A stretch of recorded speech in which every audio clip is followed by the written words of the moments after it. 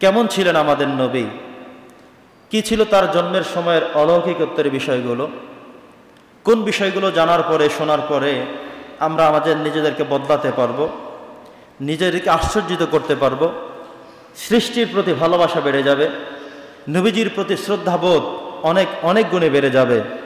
সে লক্ষ্যেই কোরআন সুন্নাহকে সামনে রেখে এবং বিশ্ববিখ্যাত ইতিহাস গ্রন্থ আল বিদায়া ওয়ান নিহায়া কিতাবকেও সামনে রেখে আমরা আজকে শুরু করছি নবী করিম সাল্লাল্লাহু আলাইহি সাল্লামের জীবনী মোবারক, যেটি কোরআনুল হাকিমে বর্ণিত 25 জন নবীর মধ্যে উনি হলেন অন্যতম, সর্বশেষ এবং সর্বশ্রেষ্ঠ নবী এবং রাসূল, নবী মুহাম্মদুর রাসূলুল্লাহ সাল্লাল্লাহু আলাইহি ওয়াসাল্লাম।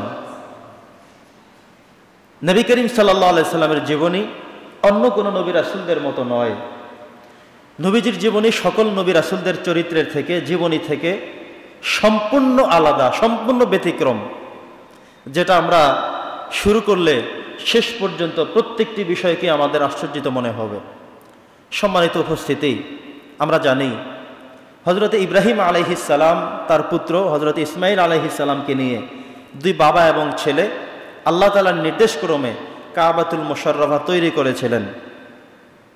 কাবাতুল মুশাররফা তৈরি করার শেষে রুকনে ইয়ামানি নামে যে গুরুত্বপূর্ণ স্থাপনা রয়েছে, যে গুরুত্বপূর্ণ জায়গাটি রয়েছে, ওই জায়গায় ইব্রাহিম আলাইহিস সালাম হাত তুললেন, সাথে ইসমাইল নবী হাত তুললেন, ওনারা একটি বিশেষ দোয়া করলেন, একটি গুরুত্বপূর্ণ দোয়া করলেন। দোয়াটি কি ছিল, যেটি কোরআনুল হাকিমের সূরাতুল বাকারার 129 নম্বর আয়াতের মধ্যে এসেছে। আল্লাহ বলছেন কোরআনের মধ্যে যেটা এসেছে, রব্বানা ওয়াবআথ ফীহিম রাসূলাম মিনহুম ইয়াতলু আলাইহিম আয়াতিকা ওয়া ইউআল্লিমুহুমুল কিতাবা ওয়াল হিকমা। এভাবে করে হযরত ইব্রাহিম নবী আল্লাহর কাছে দোয়া করে বলেছেন, হে আল্লাহ, রব্বানা, হে আমার প্রভু, ওয়াবআথ ফীহিম রাসূলাম মিনহুম ইয়াতলু আলাইহিম আয়াতিক। আল্লাহ, আমি যাদেরকে রেখে যাচ্ছে, যে ওয়ারিসগুলো আমাদের থাকবে, এই জায়গা থেকে এমন একজন রাসূল আপনি প্রেরণ করবেন, যিনি তার মধ্য থেকে অন্যান্য সকল মানুষকে আয়াত তেলাওয়াত করে শোনাবেন, পবিত্র করবেন, পরিচ্ছন্ন করবেন, জান্নাতে যাওয়ার উপযুক্ত বানাবেন। এমন একজন রাসূল, এমন একজন নবী, এমন একজন মানুষ আমাদের ফ্যামিলি থেকে আপনি কবুল করেন। এই হলো একটি আয়াত।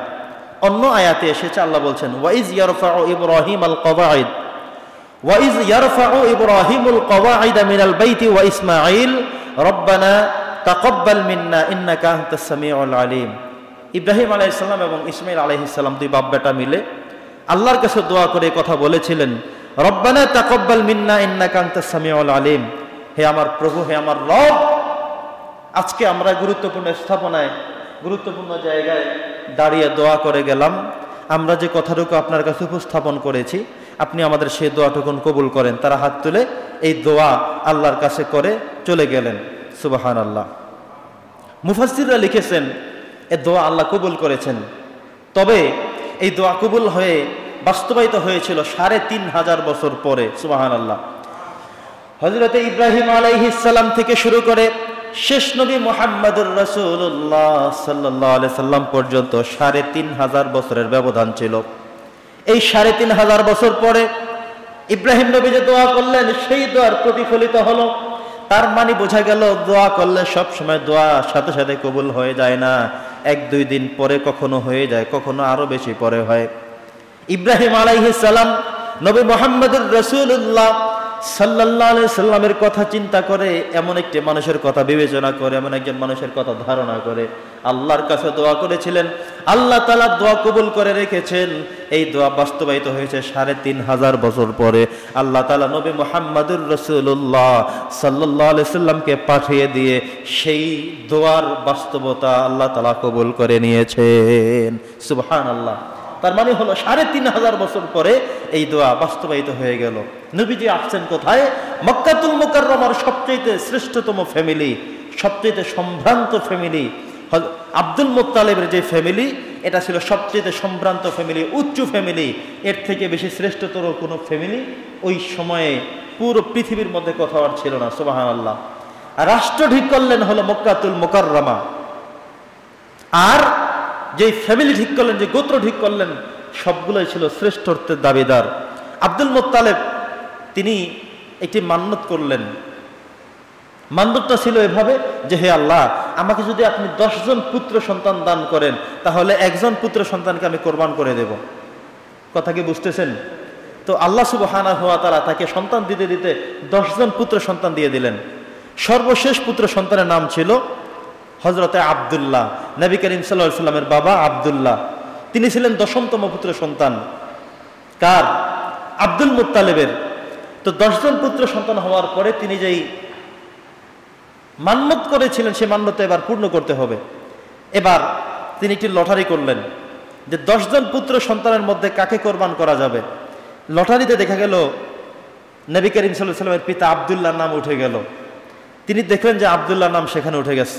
এবার তিনি অন্যান্য সকল সন্তানদেরকে ডেকে বললেন যে সন্তান যেহেতু ওর নাম উঠে গিয়েছে তাকে কোরবান দিতে হবে। তো নবী করিম সাল্লাল্লাহু আলাইহি সাল্লামের অন্যান্য যে চাচা যারা ছিলেন, আবু তালেব সহ যারা ছিলেন, তারা বললেন যে না, আব্দুল্লাহ সবার ছোট মানুষ, দেখতে অনেক সুন্দর, অনেক সুঠাম দেহের অধিকারী, আব্দুল্লাহকে কোরবান করা যাবে না। আপনি প্রয়োজনে আব্দুল্লাহর পরিবর্তে অন্য কিছু করা যায় কিনা, কিভাবে তাকে বাঁচানো যায়, আমার একটা ফন্দি তালাশ করেন। কি হবে তাহলে সেটা?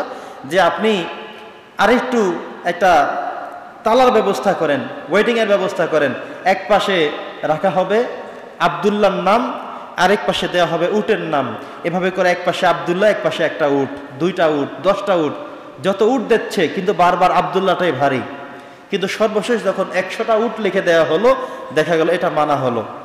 এবার এখানে ওয়েট নিচে চলে গেল, আব্দুল্লাহ বেঁচে যাওয়ার একটা উপক্রম তারা পেয়ে গেলেন।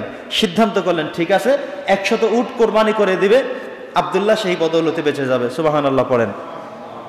এই হলো একটি।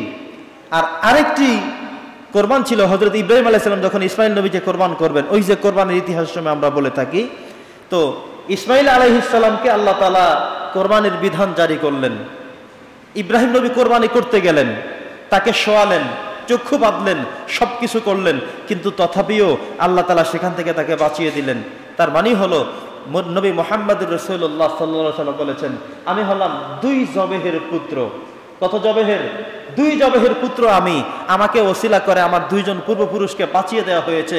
একজন হলো আমার পিতা আব্দুল্লাহ, যিনি তার পিতা আব্দুল মুত্তালিব কর্তৃক মান্যতকৃত এই বিষয়টি পূর্ণ করার জন্য তার নাম উঠে যাওয়ার পরেও আল্লাহ তাআলা তাকে বাঁচিয়ে দিলেন শুধু আমি নবী মুহাম্মদুর রাসূলুল্লাহ সাল্লাল্লাহু আলাইহি সাল্লামকে ওসিলা করে। আর আরেকটি হলো ইব্রাহিম নবী স্বপ্ন দেখে ইসমাইলকে কোরবানি করতে গেলেন, কিন্তু ইসমাইল নবীর ওই রস্যে আমি তখন ছিলাম, সে কারণে তাকেও বাঁচিয়ে দেওয়া হয়েছে। বাঁচিয়েছেন কে?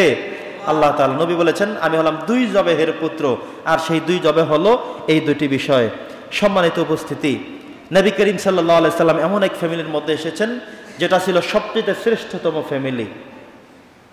আব্দুল মুত্তালিব তিনি স্বপ্ন দেখলেন যে আমার ফ্যামিলিতে আব্দুল্লাহর ঐরস্যে আমেনার গর্ভে এমন একজন পুত্র সন্তান জন্ম হচ্ছে যে হলো পৃথিবীর সবার থেকে শ্রেষ্ঠতম এক মহামানব হিসেবে আবির্ভূত হবেন।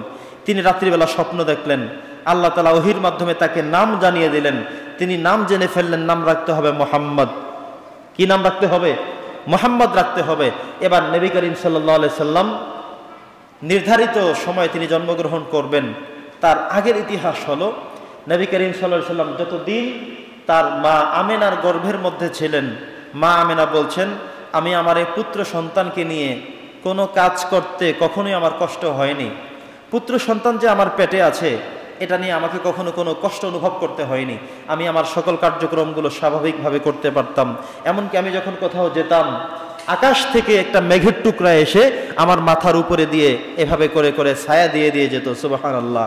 তিনি তখনই বুঝতে পারলেন যে আমি মনে হয় সাধারণ কোনো মহিলা নই, কারণ এতদিন পর্যন্ত আমাকে এমন ছায়া দেয়া হয়নি যেই ছায়া এখন দেয়া হচ্ছে। তিনি প্রতিনিয়ত স্বপ্ন দেখেন যে তার পেটের মধ্যে যে বাচ্চাটি আছে সেই বাচ্চাটি পৃথিবীর শ্রেষ্ঠতম মানুষ, শ্রেষ্ঠতম নবী হবে, শ্রেষ্ঠতম রাসূল হবে।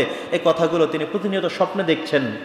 এমনকি তিনি যখন দরিয়ার পাশে চলে যান, পানি নিবেন কূপ থেকে, নিচ থেকে পানি উপরে উঠে যায়, তাকে পানি সহযোগিতা করে। সুবহানাল্লাহ।